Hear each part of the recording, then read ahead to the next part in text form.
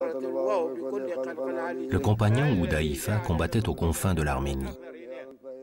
Revenu de l'expédition, il se précipita dans la maison du califat sans même, disent les chroniques, avoir pris le temps de rentrer chez lui.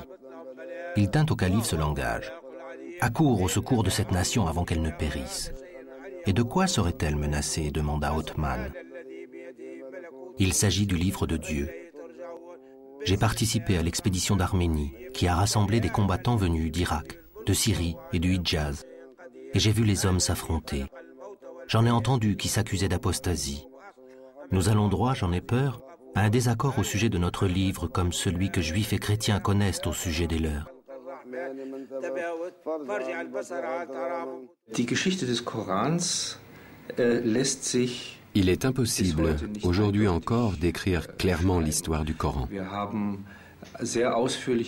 Nous avons des versions très détaillées qui nous viennent de la tradition islamique, mais il y a à l'intérieur du Coran des éléments qui indiquent qu'il n'a pas été écrit d'un seul jet.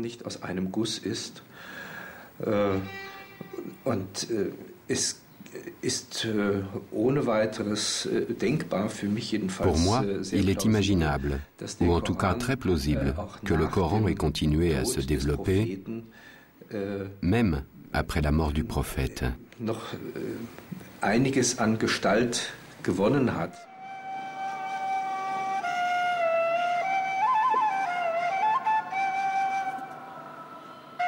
Louange à Dieu, souverain de l'univers, le clément, le miséricordieux, souverain au jour de la rétribution.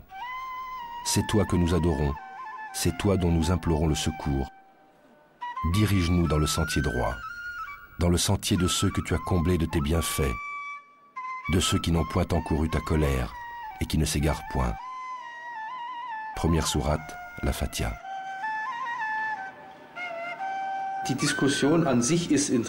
La discussion sur la première sourate est en soi intéressante.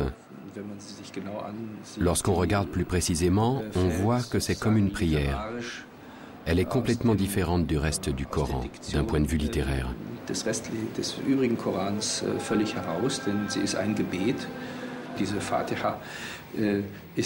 Cette Fatiha, cette ouverture, n'est sûrement pas apparue après Mahomet.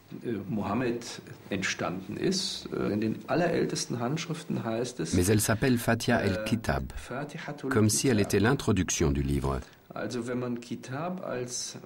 Ce qui ne veut pas forcément dire que c'est la première sourate du livre, mais plutôt le chapitre d'invitation. C'est la raison pour laquelle on dit Kitab. Il s'agit de l'introduction au Coran.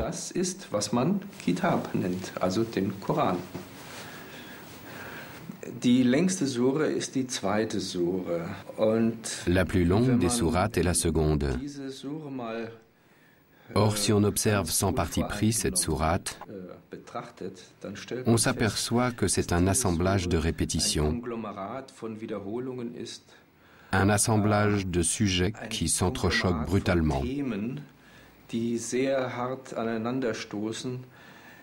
On pourrait presque dire que cette sourate donne l'impression de réunir tous les versets laissés pour compte dans la rédaction du Coran.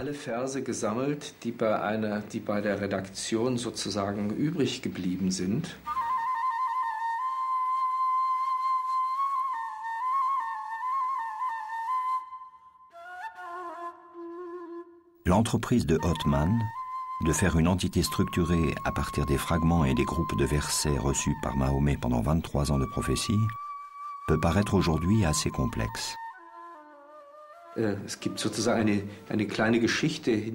Il y a pour chaque verset du Coran une sorte de petite histoire qui raconte comment cette révélation est advenue.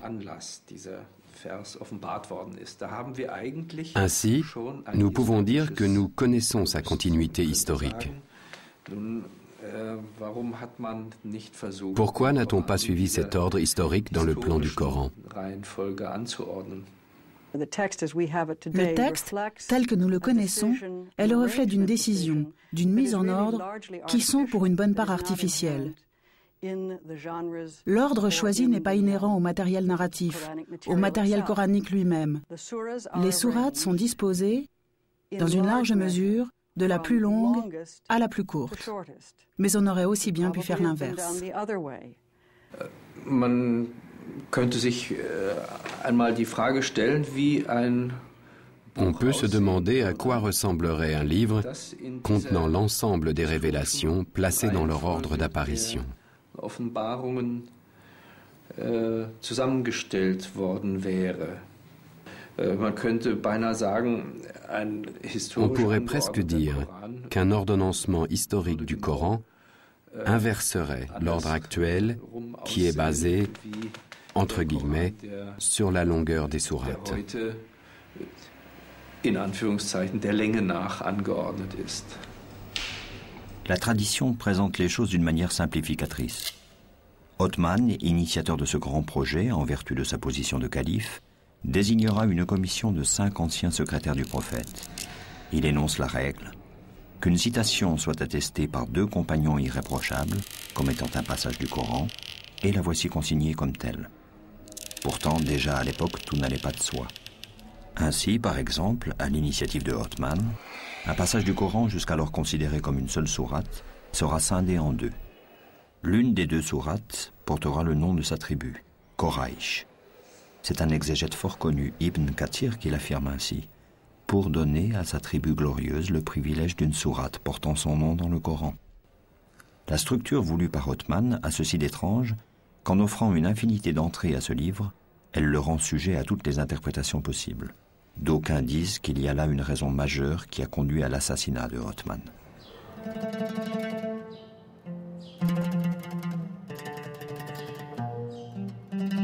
Pour enterrer Othman, on le porta sur le battant d'une porte, de sorte qu'on entendait sa tête cogner contre le bois. On le déposa, et tandis que l'on procédait au rite mortuaire, un groupe de Médinois vint leur dire « Non, nous en jurons par Dieu, vous n'allez pas célébrer pour lui la prière des morts. » Un homme dans le cortège dit « Ainsi vous voulez nous empêcher de célébrer une prière pour lui? Eh bien Dieu et ses anges ont déjà béni son âme. » Ses compagnons conseillèrent à cet homme de s'en tenir là et de se taire. Il obéit. Ils reprirent la dépouille et repartirent en courant. Ils arrivèrent à l'orée du cimetière des croyants.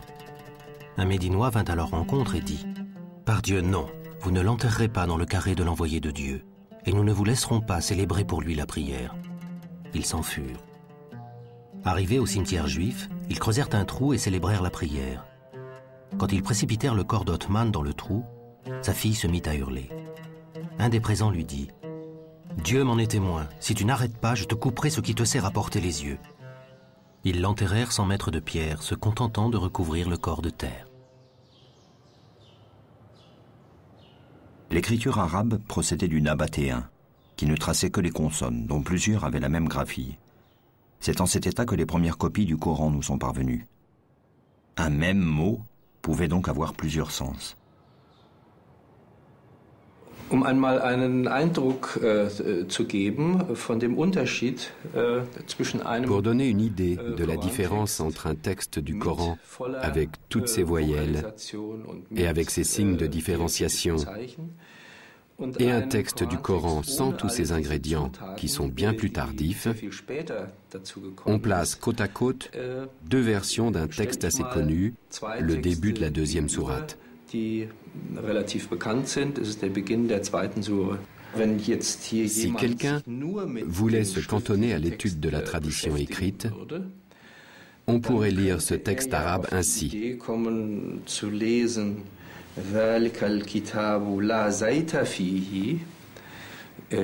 Ce livre ne contient pas du tout d'huile d'olive.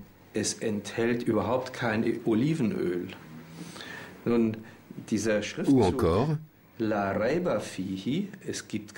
ce livre ne contient pas le moindre doute. Si on n'a qu'une connaissance théorique, on lira ce livre ne contient pas du tout d'huile d'olive.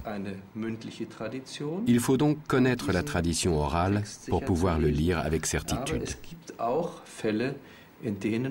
Mais il y a aussi des cas où la tradition orale n'a visiblement pas suffi. Et on trouve, à certains endroits, des interprétations extrêmement différentes du texte fondateur de l'islam.